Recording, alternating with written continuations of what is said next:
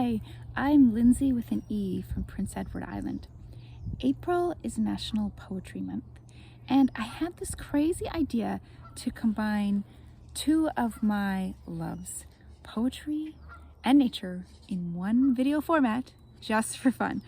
I'm a writer, and so I much prefer pen and paper, but there's something just really amazing that happens when you read a poem out loud. So here we are.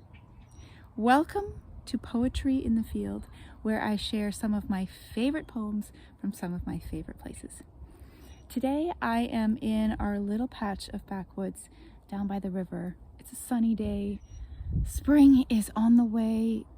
The grass is greening, the birds are singing, tiny little flowers are coming up out of the ground, and it's just so nice and refreshing after the winter to be out here feeling the warmth and strength of the sun. And it is still Eastertide, Easter season, and so when I was thinking about what poem should I start with, I just had to start with one of my favorites. This is a poem by George Herbert. He was an English poet and priest writing in the early 1600s. And I fell in love with this particular poem when I read this book, The Word in the Wilderness by Malcolm Guite. Malcolm Guite is one of my favorite living poets. I just love his sonnets. And this is a book for Lent and Easter. And I remember the first time I read this and I got to Easter Sunday and this was the poem it chosen, and I just fell in love with this poem.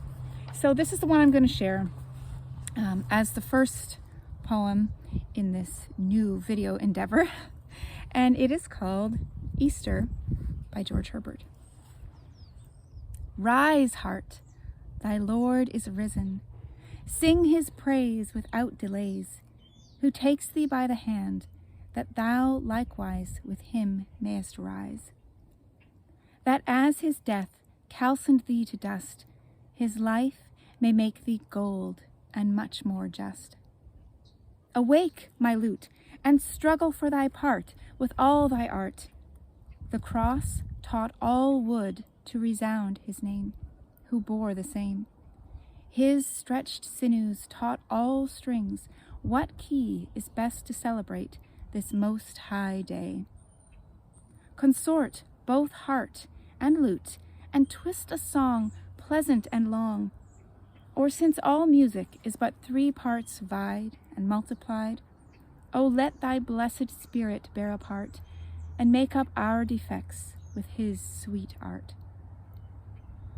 I got me flowers to straw thy way, I got me boughs off many a tree, but thou wast up by break of day, and broughtest thy sweets along with thee.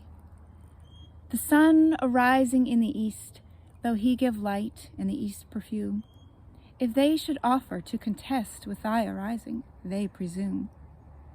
Can there be any day but this, though many suns to shine endeavor? We count 300, but we miss. There is but one, and that one ever.